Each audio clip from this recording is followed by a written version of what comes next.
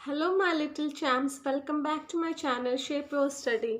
आपने अच्छे से एग्ज़ाम दिया होगा मेरे बैंकिंग एंड इंश्योरेंस का, मुझे पता है, लेकिन आंसर कीज़ को लेकर के मैं हाजिर हूँ आपके बहुत ज़्यादा रिकमेंडेशंस पे। आपका बैंकिंग एंड इंश्योरेंस जो मैंने बताया था सिलेबस में 25 मार्क्स का है। इसमें 3 सेक्शन में डिवाइडेड है क्वेश्चन पेपर। सबसे पहला सेक्शन है एम्प्लॉयबिलिटी स्किल, दूसरा सेक्शन है सब्जेक्ट बेस्ड और तीसरा सेक्शन है कॉम्पिटेंसी बेस्ड क्वेश्चंस का।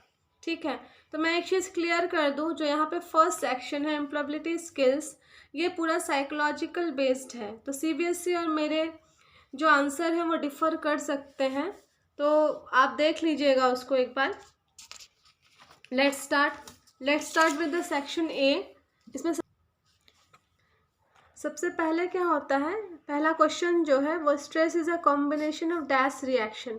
तो आपका ऑप्शन मेरे हिसाब से सी होना चाहिए, क्योंकि ये इमोशनल, मेंटल, फिजिकल, सोशल चारों तरीके से हम लोगों के ऊपर क्या करता है, रिएक्ट करता है। सेकेंड नंबर क्वेश्चन है for a good communication skill we need, number A ideas, views and express feelings ही होगा, क्योंकि कम्युनिकेशन के जो डेफिनेशन है वो आइडियाज़ एंड व्यूज से स्टार्ट होता है, इसलिए ऑप्शन नंबर जो ए है वो होगा। थर्ड है ICT is used very effectively in the area of transportation by online. ICT जो होता है इंफॉर्मेशन एंड कंप्यूटर टेक्नोलॉजी है। अगर आप जीपीएस बोलेंगे, जीपीएस से हम लोग व्हीकल कहीं भी रहे उसको ट्रेस कर सकते हैं, लेकिन तभी ट्रेस कर सकते हैं जब ऑनलाइन ओपन होता है, तो इसलिए आईसीटी का क्या होगा, online.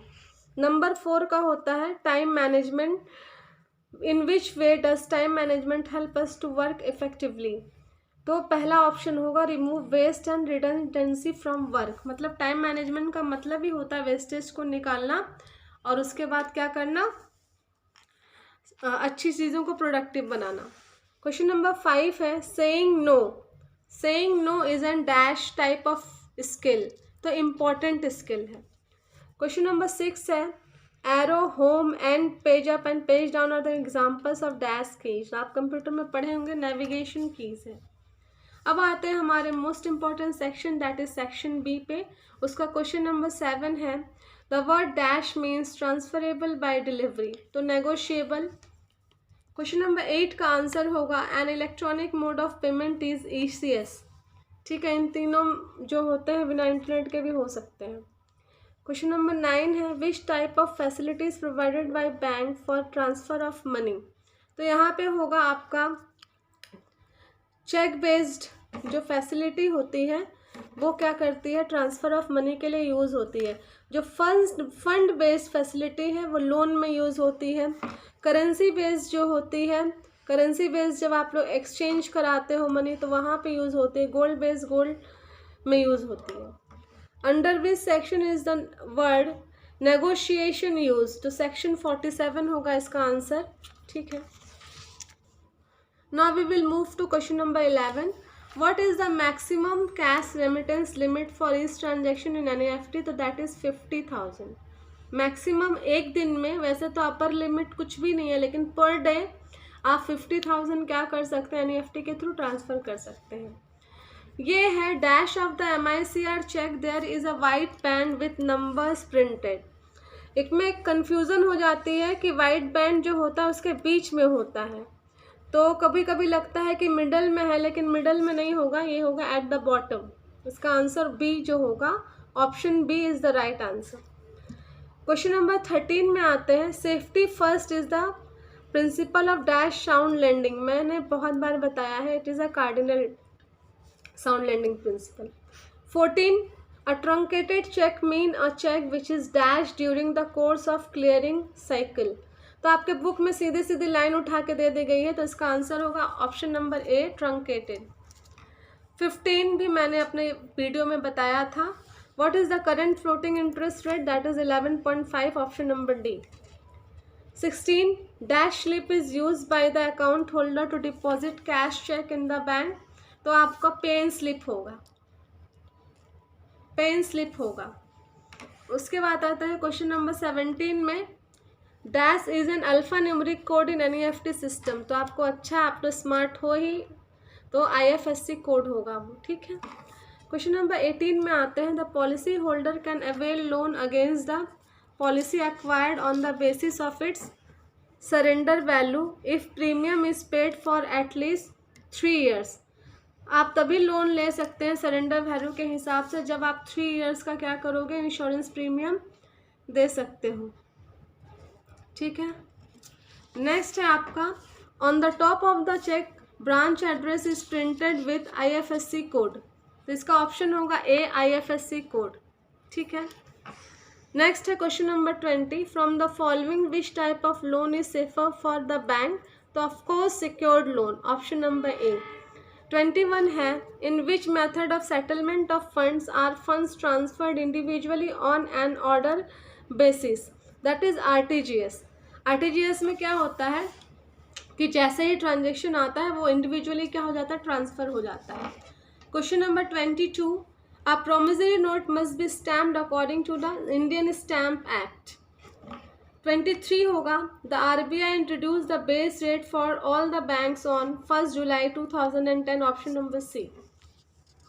Question number 24 is, a cheque that is not crossed is an open cheque. ये तो बच्चा वाला क्वेश्चन है, तो ओपन चेक होगा। Question answer number C, option number सी।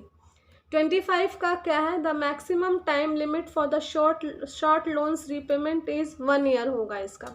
बहुत लोगों ने 2 ईयर्स किया है, 2 ईयर्स नहीं, अगर 3 ईयर्स होता तो आप कर सकते थे, लेकिन 1 year, within the 1 year ही करना चाहिए, इसलिए 1 ईयर होगा। 26 है, टर्म लोन में भी converted into equity. Term loan को क्या कर सकते हैं, शेयर्स में कन्वर्ट किया जा सकता है। आते हैं हम लोग सेक्शन सी में। ये पूरा क्या होता है, मैंने बोला था केस बेस्ड, जो केस बेस्ड स्टडीज़ होती है उसके बेस पे आएगा, केस स्टडीज़ होती है सॉरी, उसके बेस पे आएगा। 27 है, Rakesh wants a loan for his daughter's education, which type of loan will you recommend. Obviously personal loan होगा। ठीक है, यहाँ पे लिखा होगा कि अनसिक्योर्ड लोन, लेकिन पर्सनल लोन ही अनसिक्योर्ड होता है, इसलिए आंसर होगा आपका पर्सनल लोन। नेक्स्ट है 28, Mrs Ram and sons sold goods to Mohan for ₹50,000। Mohan gives a written document, I promise to pay. जहाँ भी ये वर्ड आएगा दैट मीन आपका प्रोमिसरी नोट है, तो option number A. 29, A received a bill of exchange from R that will be mature after 2 months, but he needs money immediately. He can discount the bill from the bank. So C is the correct option. Question number 30 है, Suresh has a current account for the excess withdrawal. Excess मतलब अपने account से ज़्यादा withdrawal. He gives his shares and fixed deposit receipt as a security to the bank. This facility is called overdraft facility. ठीक है, this facility is called overdraft facility. Question number 31 में होता है, Ram has used his cheque book for obtaining a new cheque book, which form does he have to fill up. तो आपका होगा option D, requisition slip. 32, Kamla wants to use the fastest most mode of payment for her supplier of goods, she should use RTGS। RTGS most fast mode of payment होता है। Last question है आपके question paper का, RBC company has given some of the current assets as security to the bank for obtaining credit. This type of credit is called cash credit. क्यों होगा, क्योंकि current asset जो होता है आपका स्टॉक होता है, स्टॉक में आपका रॉ मटेरियल आ सकता है, फिनिश गुड्स आ सकता है, वर्क इन प्रोग्रेस आ सकता है। तो ये सारी चीज़ें जो होता है as a security cash credit में ही दी जाती हैं, इसलिए इसका करेक्ट ऑप्शन होगा कैश क्रेडिट। आप मैच कर लीजिएगा अपने आंसर्स को, देखिएगा इसमें से कितने सही हैं। CBSE के कुछ ऊपर नीचे हो सकते हैं, मैं उसकी गारंटी नहीं ले सकती हूँ, लेकिन जितना भी मुझसे हो सका है ये करेक्ट आंसर ही है। आप इसे मैच करिएगा, देखिएगा कि आपको कितने मार्क्स मिले हैं। जिसको जितने मार्क्स मिले हैं कमेंट सेक्शन में बता दीजिएगा। Thanks for watching. और आपको मैं बीच बीच में एग्ज़ाम टाइम पे मोटिवेशनल वीडियो भी देते रहूँगी, टाइम टेबल भी शेयर करूँगी, तो स्टे कनेक्टेड। Bye bye.